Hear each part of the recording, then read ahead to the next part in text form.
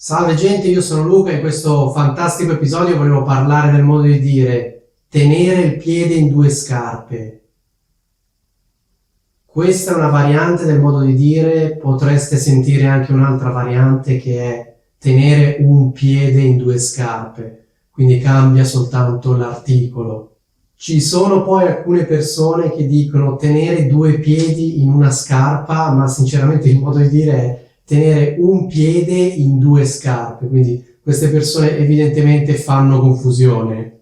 Cosa significa tenere il piede in due scarpe? Fondamentalmente significa non schierarsi, non scegliere da quale parte stare, rimanere ambigui.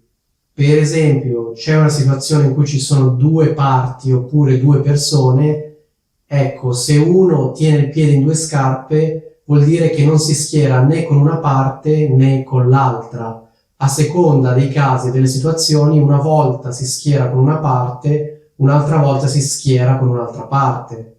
Oppure in una situazione in cui ci siano due persone, se uno tiene il piede in due scarpe, significa che una volta sta con una persona, una volta sta con un'altra persona. Quindi non prende una decisione di stare sempre con questa persona oppure sempre con quest'altra persona, ma a seconda dei casi, a seconda di quello che gli conviene fare, una volta sta di qua, una volta sta di là, quindi non si schiera, rimane ambiguo. Ovviamente, lo sapete meglio di me, tenere il piede in due scarpe non è una cosa bella da fare, è una cosa da ipocrita, da persona che non ha il coraggio di prendere una decisione, non ha il coraggio di dire in modo chiaro da quale parte sta e che a seconda dei casi, di quello che gli conviene, una volta sta da una parte, una volta sta dall'altra. Il modo di dire fondamentalmente si basa sull'immagine di un piede che una volta viene messo in una scarpa, un'altra volta viene messo in un'altra scarpa, però il piede è sempre lo stesso. Quindi ci sono due scarpe, una volta il piede viene messo qui, in questa scarpa, un'altra volta il piede viene messo in quest'altra scarpa. Quindi il piede alterna le due scarpe. L'esempio tipico potrebbe essere un uomo che frequenta due donne, magari un uomo sposato che frequenta un'altra donna. Cosa fa? Tiene il piede in due scarpe, cioè una volta si vede con una volta si vede con l'altra. Oppure una donna che frequenti due uomini contemporaneamente e non è chiaro se a lei interessi uno o l'altro, probabilmente le interessano tutti e due, però una volta esce con uno, una volta esce con un altro.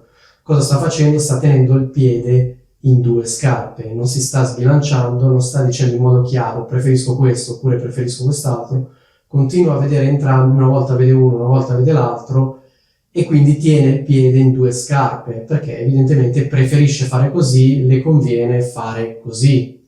Ecco, io ho fatto l'esempio di una donna che frequenti due uomini oppure di un uomo che frequenti due donne, però volendo il modo di dire tenere il piede in due scarpe può essere usato anche ad esempio nel caso di un politico che non sia chiaro da quale parte si sia schierato. Una volta parla a favore di un partito, un'altra volta sembra più vicino a un altro partito, ecco, e così via. Quindi una persona che cerca di destreggiarsi, come diciamo in italiano, cioè di cercare di rimanere, per così dire, in equilibrio, in una posizione senza cadere, cioè senza sbilanciarsi. Cerca di destreggiarsi, accontenta una volta queste persone, una volta queste altre persone, non è chiaro da quale parte stia. Di questa persona possiamo dire che tiene il piede in due scarpe.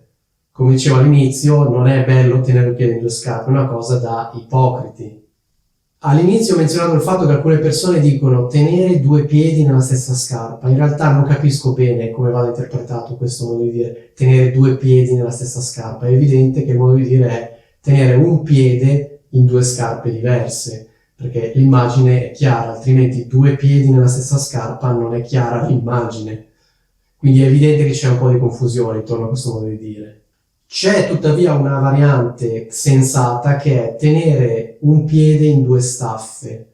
Forse la parola staffa non la conoscete, la staffa è una parte della sella, nello specifico la parte dove si infila il piede. Quindi la sella è quell'oggetto che si usa per cavalcare, no? La sella si mette sopra il cavallo, sul dorso del cavallo.